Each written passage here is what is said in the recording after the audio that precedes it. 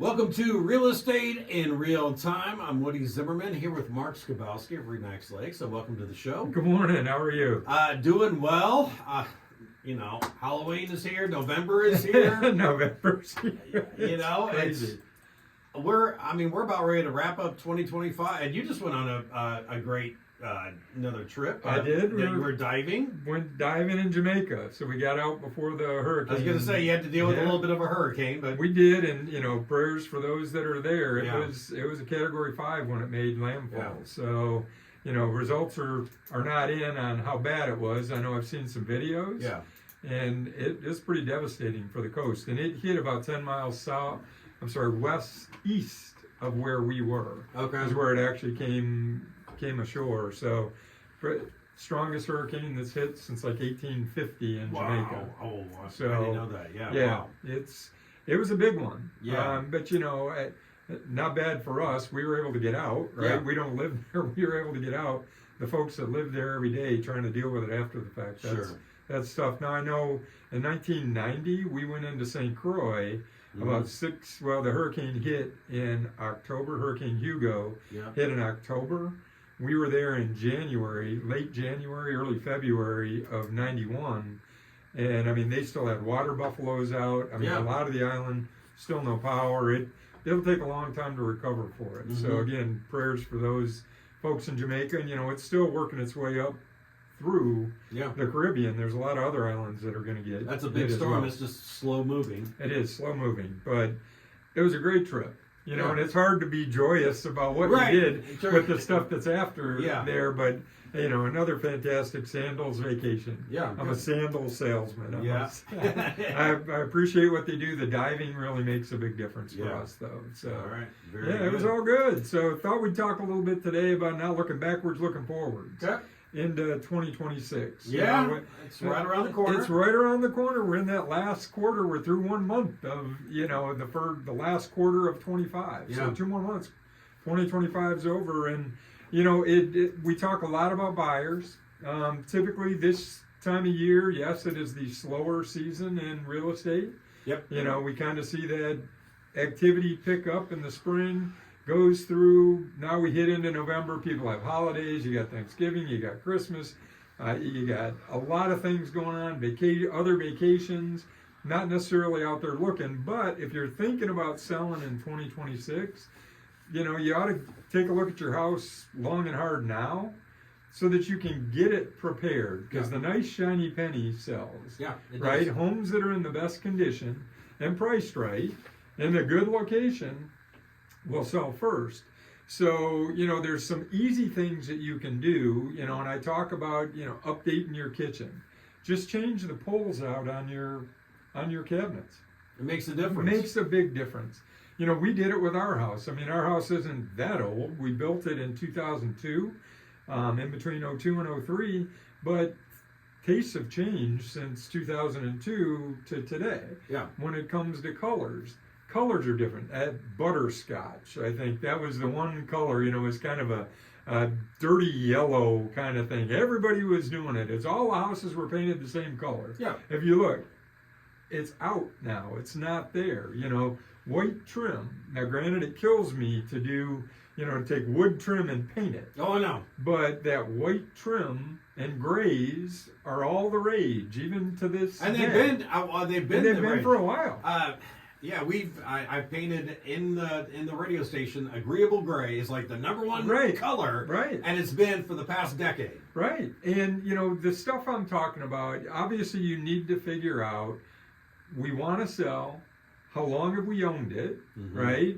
If you just bought last year, you sure don't want to go in and do a complete rip out or tear out on a kitchen remodel, right? Because even though bathrooms and kitchens are decent returns, very rarely will you get dollar for dollar back. So if you spend $15,000 on a bathroom upgrade, you're probably not going to get $15,000 in price increase to offset the cost of that. Sure. So, the stuff I'm talking about are just little things you can do.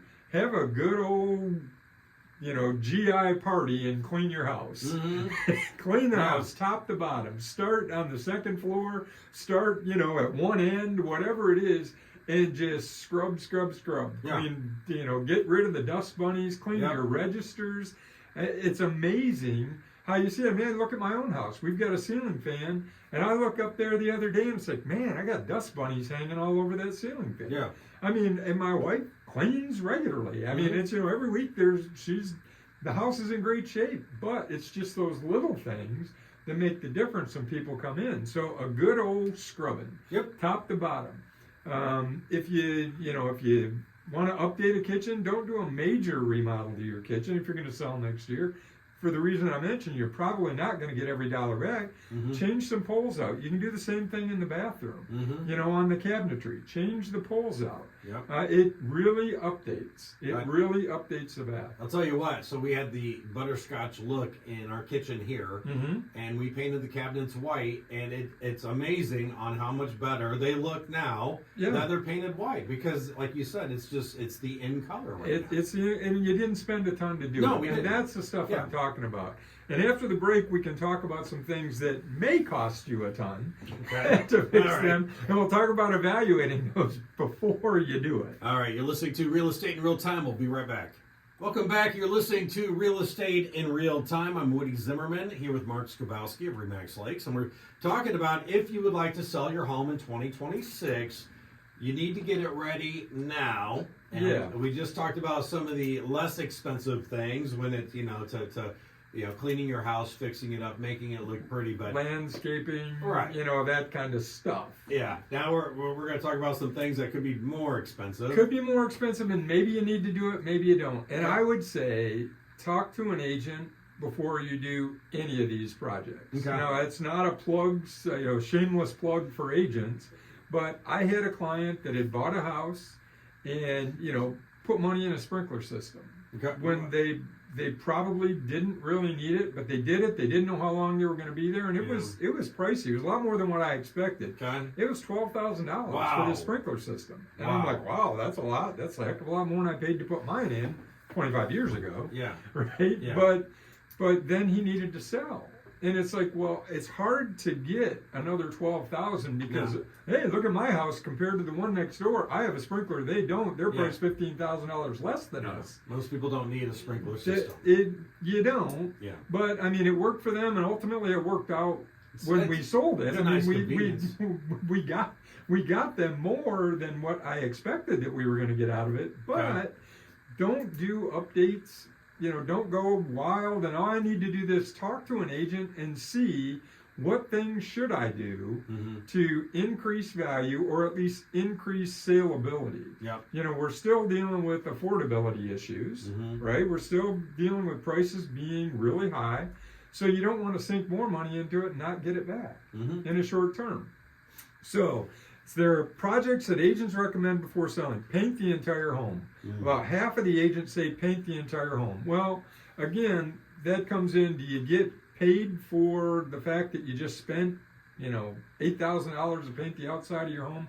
Most people got vinyl siding now anyways. Yep. But what I would say, maybe you don't paint the entire outside, but those little things that I'm talking about, get the peeling paint fixed. Yeah. Because if you are in the market where there's going to be a USDA buyer or an VA buyer Mhm. or an FHA buyer, Mhm. peeling paint on the exterior is one of the things that the appraiser will note, and that will need to be fixed. Ooh, yeah. So if you've got a house that is still, the exterior is paint, take a look at it, a close look at it, and fix the peeling paint parts. If you don't want to paint the entire thing, great.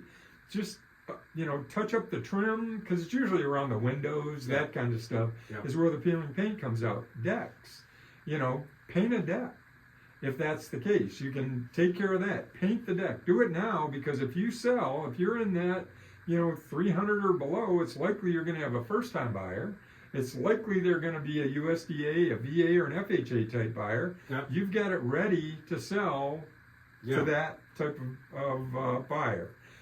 41% of the agents say paint an interior room. I would jump on with this if you're doing it yourself. Now again, if you're not a DIY messy painter, because Mhm. buyers know if you're the type of painter that's going to come in and you're going to hit the ceiling with your roller Yeah. and you're going to leave those marks all over the ceiling, Don't waste your time. Yeah. It looks bad. It Yeah. looks worse than if you just left it alone. Mm-hmm. So that's we had a show not too long about. Yeah, we we talked did. about cutting in. Right. You know, cutting. That's the hardest part of painting. It yeah. is the hardest part of painting, which is why I don't do it. Yeah. I can roll all day, but I'm Right. not cutting in. So paint an interior room. If you've got room, you know, when I've heard, well, I don't want to do it because the buyer's not going to like the paint color that I had. Neutral. Neutral. Go neutral. That's the whole thing. So paint a room. Here's 37% of the agents say replace the roof. Now I can tell you, I don't generally recommend replacing the roof unless it looks really bad. Yeah. Because, you know, while you may be selling to an FHA, a VA, or USDA buyer, a conventional appraiser isn't looking at the condition of the roof Mm-hmm. necessarily.